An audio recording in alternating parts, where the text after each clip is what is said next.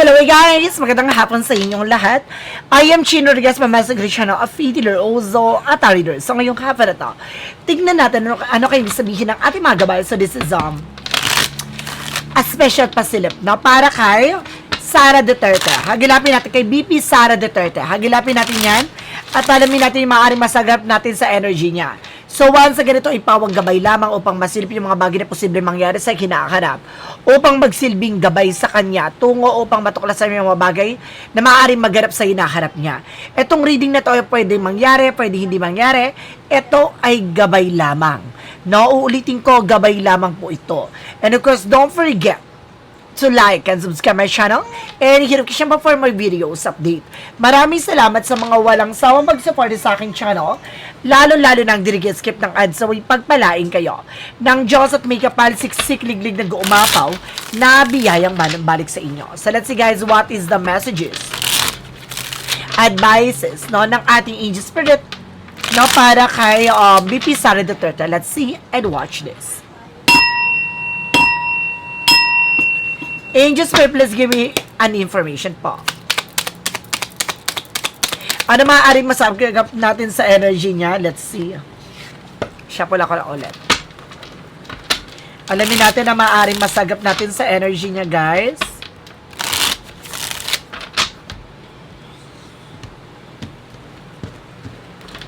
And of course, sa mga nanonood ng zodiac sign and horoscope, sa mga matagal ko ng client dyan, at matagal na nagsusubaybay sa akin, babalik na po ang ating reading regarding sa horoscope, zodiac signs. Now, let's see. Angels, please give me information for our Vice President, na si Sara Duterte. Let's see and watch this. Ayan.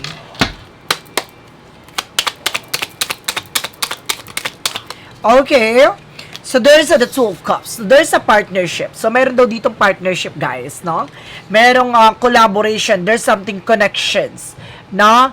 And, of course, there's a partnerships na maaring there's a relationship.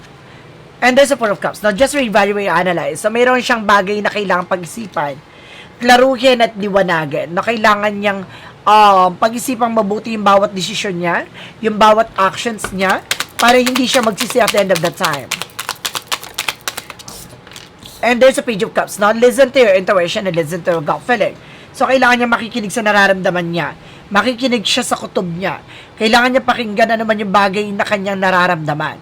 No? Kasi, madalas kasi ini-ignore niya ito. No? Maraming bagay na parang iluluwa niya or parang sasabihin niya or parang, kumbaga, papakawalan niya. No? There's a star card for healing.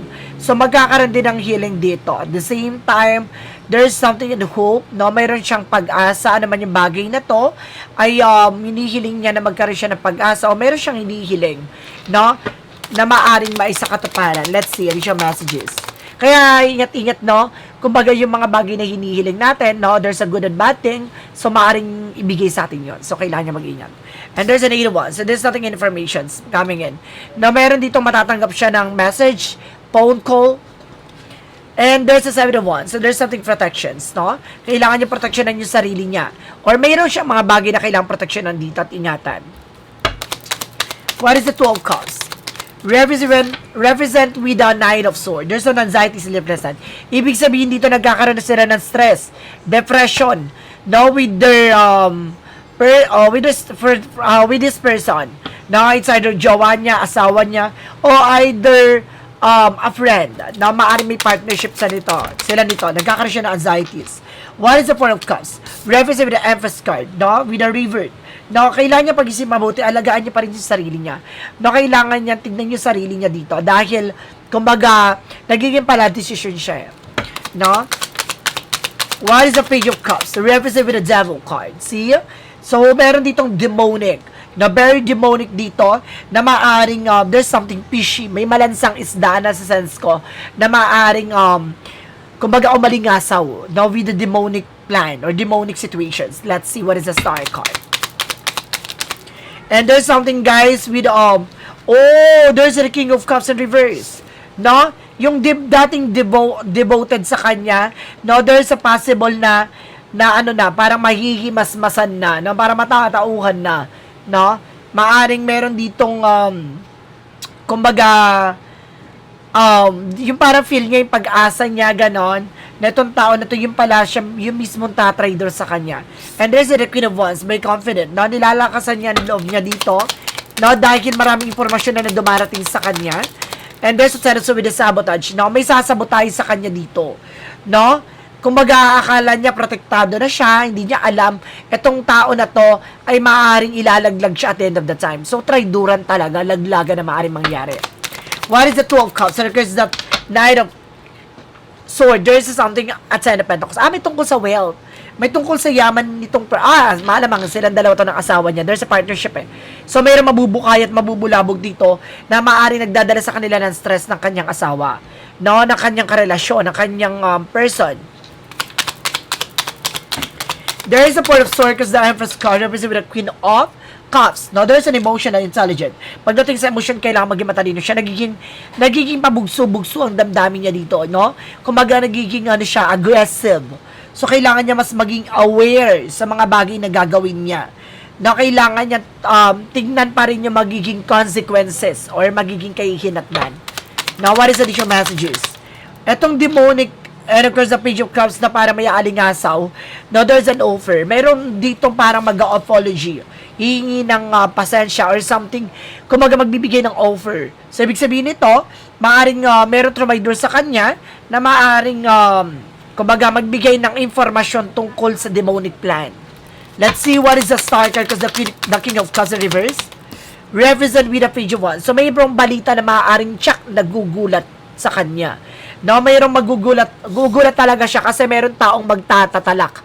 Mayroong magbibigay ng informasyon, no, tungkol sa kanya, tungkol sa mga hidden plans, no? What is additional messages? There's a Wheel of Fortune with a turning back. So talagang nasa kapalaran ng maganap, no, yung mga bagay na dapat ay maganap na or naganap na. No, itong informasyon na maaaring malaman ay maaaring mangyari na. And there's something yung Ace of Pentacles. Yung tatrader sa kanya at pumuprotekta sa kanya ay meron tungkol sa malaking pera. The Ace of Pentacles, there's something a big shot, a big offer, a big money. No? Mayroong malaking offer, may malaking bagay na maaaring magbigay ng impormasyon. No? Kung sino itong pumuprotekta na to, dahil may malaking pera, traidor. No? Parang tatradorin din siya. No? Kahit na ganito ganyan, parang kung once na magkagipitan, wala talagang magagawa, no? Laglagan talaga to the max. What is additional messages for the outcome? And there's a Five of Swords. Gigisahin sila sa sariling mantika, no? At may tatalikod sa kanya, no? Dalawang tong tao na to na i-deny siya. Dalawang tong tao na to na maaring kumbaga ilaglag siya, ganon. What is additional messages? Represent guys with the Eight of Cups. No, meron dito maghuhugas kamay, guys. No, meron taong babae. No, yung dramatically actress. I feel something si ano to, si Leron Sinta, no? Maaring isa to sa maglalaglag sa kanya o either si ano, no, si Dakilang Flyaway, no? Ang dramatically actress, no, yung attention seeker sister. Baka yun. No, additional messages. So, there's a Five of Cups, something disappointment. No, ngayong buwan na to, no, ngayong buwan ng May na to, hanggang mag-end ng May, no, puro disappointment ang mararanasan niya. Puro something regret, no? And there's a Chariot card. Magkakaroon na ng changes and development na tsak ikagugulat niya. Itong balita na to na maaaring magdadala sa kanya para mabulabog siya or para magulat siya sa situations na to. Let's see, what is additional messages? The Wheel of Fortune, the Queen of Wands, and the Eight of Wands are represented with a Fool card. No, talagang pinapakita dito, magtiwala daw. No? In a God-perfect plan. So, lahat ng bagay na to, there's a prophecy. Talagang nakalatag na siya. No? Kumbaga sa booklet, nakatalaga na maaring mangyari. Nakasulat na. No, ganun talaga si diba, si Jesus Christ, diba? Kumbaga tinraidor ni Judas. Pero si Judas, kumbaga Judas Iscariote ba 'yon? Na nagano pa rin siya, 'di ba? Humingi pa rin siya ng pasensya. Pero yung mga Judas dito, parang wala man lang ka ano, no? Talagang makakapal talaga yung pes, 'di ba? And there's something guys with another ones, no? Pag para may pinagtsatsagaan, meron silang bagay na parang kumaga continue what they doing. So ganon. No, but at the end of the time, there's a sabotage. No, traiduran, laglagan. Pag nagipit, naipit, mamimilipit, no, syempre, mapipilit, diba? So, let's see what is additional messages. Ano maaaring masagap natin sa energy ng ating Vice President regarding sa impeachment cases, no, sa Senate? Ano yung maaaring mangyari o maganap, no?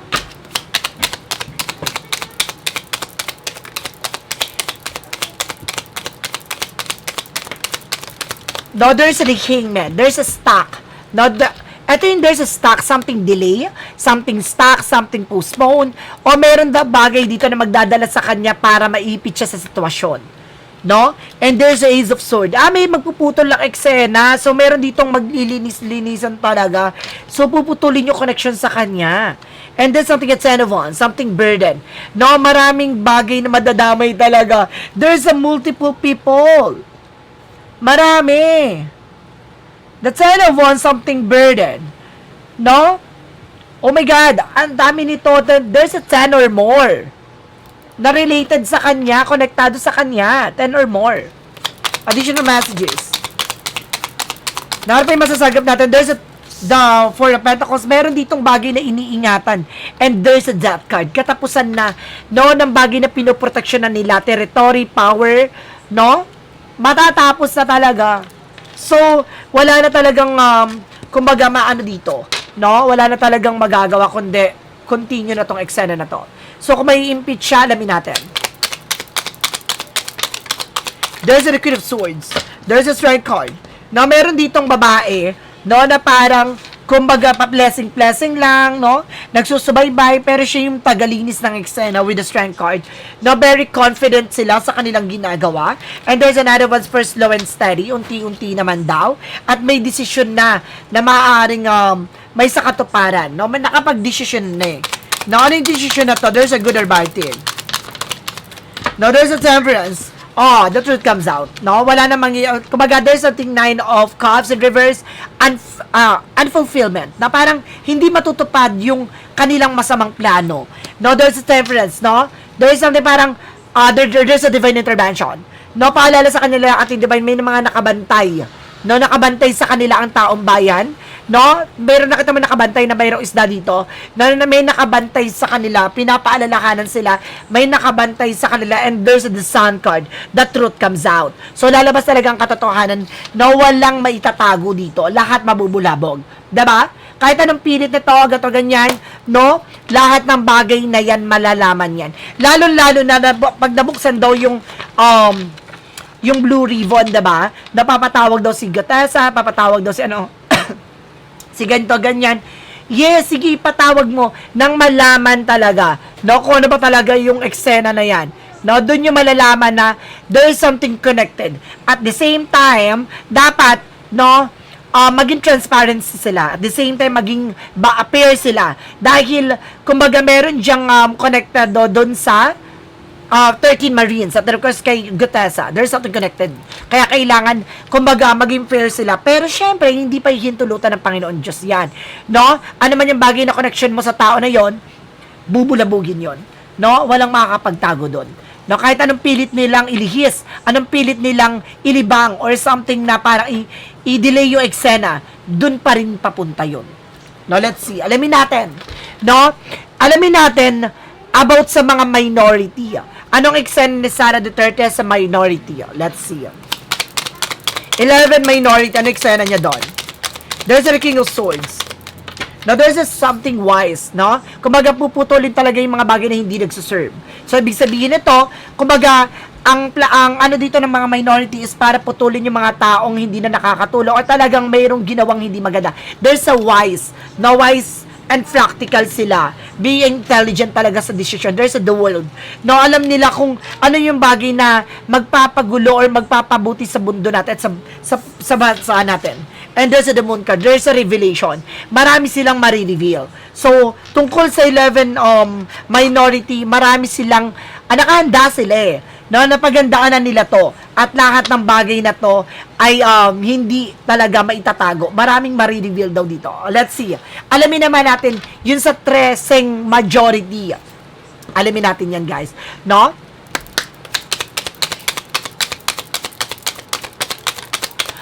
Oh my God! This is it! No? There's a Seven of Swords, there's a sneakiness, there's a cheating, lying. Susubukan nila magsinungaling. No? And there's a Six of Pentacles. No? Nakita mo yan? No? Parang meron silang itinago dyan na maaaring, kumbaga, ngayon, mauungkat na. And there's the King of Wands. There's a vision. No, there's a look at the bigger picture. Nakita mo yan na parang may hinuhuli na parang like a crocs. See? Ibig sabihin, konektado sila. Diba? So, totoo nga ang 13 Judas. Legit. What is additional messages? What is an outcome? Ano yung magiging outcome sa Senate, no? Regarding sa majority, sa minority? Ano yung magiging outcome at decision nila tungkol sa impeachment trial? Sa kanya. That's our moment. There's some major changes. Now, there's a chaos. Masisira. No? Kumbaga, kapag pilit nila tong, kumbaga, proteksyonan, masisira. No? Ang maraming gulo or magkakaroon ng gulo if ever na hindi nila to i-proceed. No? And there's a Six of Wands. So, talagang talagang mapagtatagumpayan ng impeachment. Talagang magtatagumpay. No? And there's something yung Eight of Swords. No? Maraming toxic at negative sa paligid. So, ibig sabihin talaga dito, no? Ang Senate ay puno ng mga toxic at negative talaga. No? They're very demonic. Let's see. Now, there's a magician with the power of God. There's an something creator. Now, talagang naka-line up na siya na mangyari at maganap. There's a Six of Pentacles. Magiging balanse. So, ibig sabihin dito, magtatagumpay ang impeachment cases, no? Towards BP Sara Duterte. No? Talagang mapapalayas at matatanggal siya sa pwesto. Nakita mo, gigibain talaga, no? At sisirain talaga kung sino man yung mga taong pumoprotekta sa kanya. Huhubaran talaga sila sa eksena, guys. No? Talagang malalantad ang kanilang mga itinatago. Let's see what is an outcome. Ang outcome, there's a Three of Cups. No, there's something, a judgment. Meron ditong paalala, there's a red flag. Na paalala sa kanya dito, kailangan niya mag-pay attention. And there's a Three of Cups. May 3 babae na maaaring mabubulabog dito. No? Isang paalala dito na dito matutuklasan ang 3 babae. So, malalaman na kung sino yung traidor at hudas na 3 babae na to. And the Justice and the Five of Pentacles will be served. So, malalaman na kung sino ang totoong corrupt. The Justice, a balance. The Justice, justisya, karma, na may kinalaman with the Five of Pentacles. Financial loss, financial crisis, financial difficulties. So, malalaman na no, kung sino ang salot at sino talaga ang may punot dulo ng korupsyon na ito. Matutuklasan na, matutukoy na. So, let's see what is your shadow work of is in what? Diba? Gano'n na. Sinasabi ko lang yung sinasabi ng bara, huwag nyo ako inaartihan dyan. Diba? What is your shadow work of is in what? The shadow work represents defensive.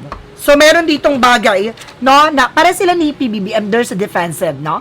So, kailangan nilang proteksyonan ng kanilang sarili or mayroong bagay na kailangan nilang maging aware, no? At maging curious siya sa mga nangyayari dito.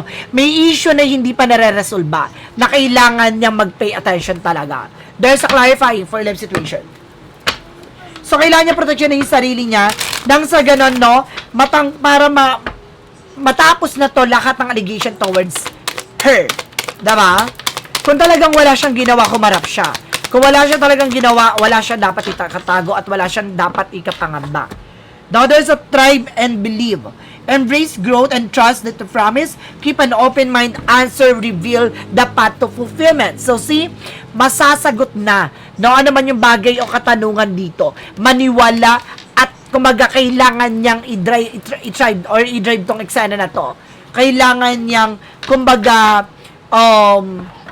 makipagtulungan, no? Kung talagang wala siyang ginawa, o wala siyang kailangan niya sagutin lahat ng allegations sa kanya. Ganun lang yun. There's a what lies beneath. We hear the future. Shuffle ko na ng very light, guys.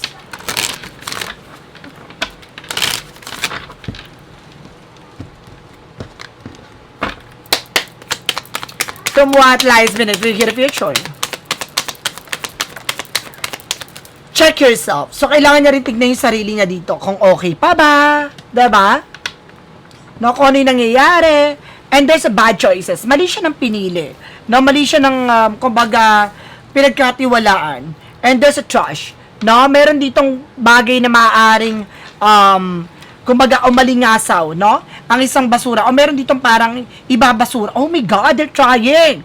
So, ibig sabihin dito, parang susubukan talaga nilang ibasura yung impeachment nito.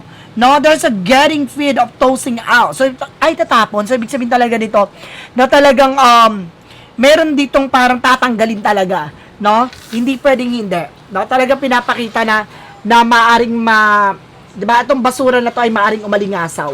Na mali siya ng pinili dito. No? So, let's see. Yan o. Yan, diba? Diba? So, guys, this is something special pasilip, no? Para kay BP Sara Duterte. No, maraming salamat po. And of course, itong reading na ito ay pawang gabay lamang. Pwede mangyari, pwede hindi mangyari. No, ito ay pasilip lamang upang masilip yung mga bagay na posible mangyari sa hinaharap. Upang maiwasan yung mga bagay na posible mangyari. And of course, guys, don't forget to like and subscribe my channel and hit the for more videos update. Maraming salamat po sa mga walang sawang pag-support sa aking channel, lalo-lalo nang dinig-skip ng ads, away pagpalain kayo ng Diyos at may kapal siksik-liglig na gumapo na biyayang manang balik sa inyo. Maraming salamat and see you next video. Bye-bye and babosh.